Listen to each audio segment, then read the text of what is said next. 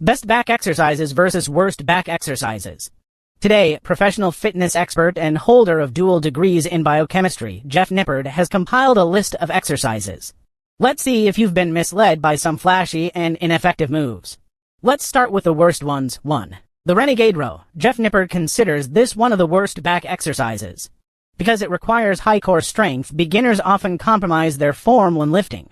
Not only does this reduce the tension on target muscle groups, but it also increases the risk of injury. During the lowering phase of the movement, the dumbbells often drop straight to the floor, which prevents the back from getting a full stretch.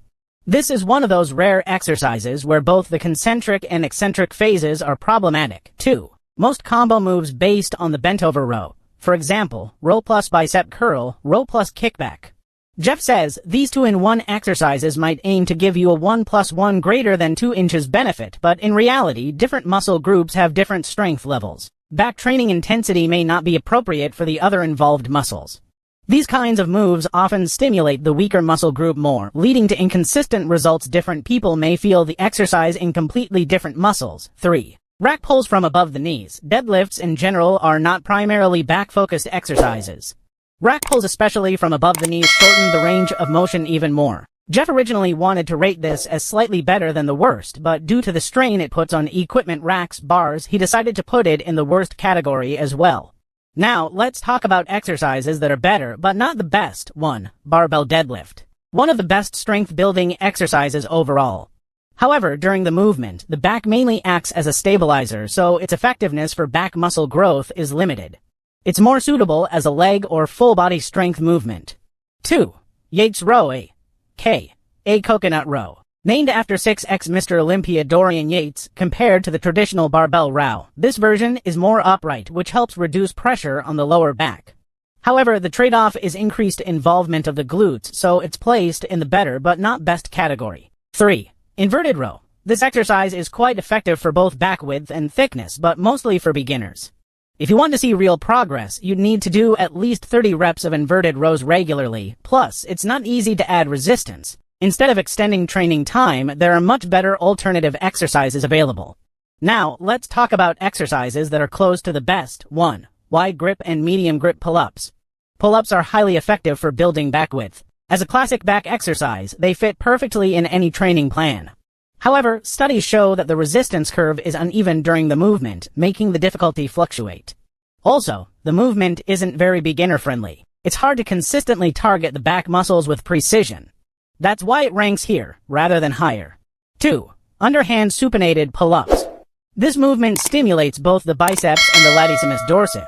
If your goal is to improve upper body strength, it's a solid choice. But in terms of pure back development, it's slightly less effective than some of its pull-up siblings. 3. Kneeling cable crossbody lat pull down. This move offers an incredible stretch for the back, especially great for developing unilateral lat thickness. A fantastic choice for focused, deep back training. 4. Traditional barbell row. Jeff says you might disagree with this, but its back stimulation is undeniable. The problem, however, is that a lot of tension is used to stabilize the body, which limits how much tension actually hits the back. This doesn't mean it's not worth doing, just that its direct impact on back growth may not be ideal. 5. Pendlay row. Unlike the Yates row, this version has a much more pronounced forward lean, which provides excellent lat stretch. Compared to the traditional barbell row, it offers greater gains. Jeff says this move should have been placed higher, but due to its demand for rigid core engagement, he has never heard any physical therapist or exercise scientist question its 3-point base form. And in over a decade of training, neither he nor his students have experienced discomfort from it. So whether it works for you depends on your personal feel. But make no mistake, this move belongs near the top, possibly even in the best tier. 6. Smith machine row with fixed bar path. The fixed track makes it safer compared to the free weight version and allows for more isolation on the back. If your gym doesn't have this equipment, you can simply go for the standard Smith row. 7. Cable face pull. This exercise simultaneously targets the rear delts and the upper mid-back. A solid finishing movement for a well-rounded back day. Using traditional face pulls, it's easy to lose tension during the movement while trying to stay balanced. So, it's more effective to perform face pulls lying on the ground or in a seated position. 9. Cable straight arm pull down. The cable provides constant tension, ensuring strong back stimulation. When doing this exercise, focus on keeping your elbows stable. To avoid the triceps taking over the movement, 10 supine pull-downs. This movement has an opposite resistance curve compared to pull-ups. Strongest at the bottom, weakest at the top. So when performing it, you only need to pull until the bar reaches your forehead and avoid overstretching into a form compromising back arch. Now revealing the best back exercises. 1. 3 types of lat pull-downs. Wide grip lat pull-down targets the lats and mid-back stabilizers, shaping the overall back structure.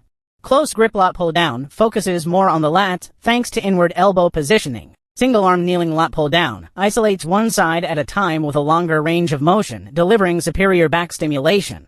2. Meadows row. Jeff Nippard calls this his favorite back exercise. It offers all the benefits of a single-arm dumbbell row, but with a landmine setup that provides a stable base, allowing for heavier weights and greater control. Ideal for unilateral back training. 3. Machine row fixed path. This move is safe, stable, and low difficulty, works across various weight levels, and isolates the target muscles effectively. No doubt it belongs in the top-tier back exercises list. 4. Cable row. Compared to free weight rows, cables provide more flexible resistance angles, allowing you to lift heavy without stressing the lower back. Versus machine rows, cables offer a freer movement path. You can even lean slightly forward during the eccentric phase for a deeper lat stretch while staying stable. This movement combines multiple strengths and is the MVP of back training in this list. That's it. I'm Coach Arif Malik from Pakistan. If you want to learn more about science-based fitness, don't forget to like, comment, and subscribe. Let's grow stronger together. Thank you. See you next video.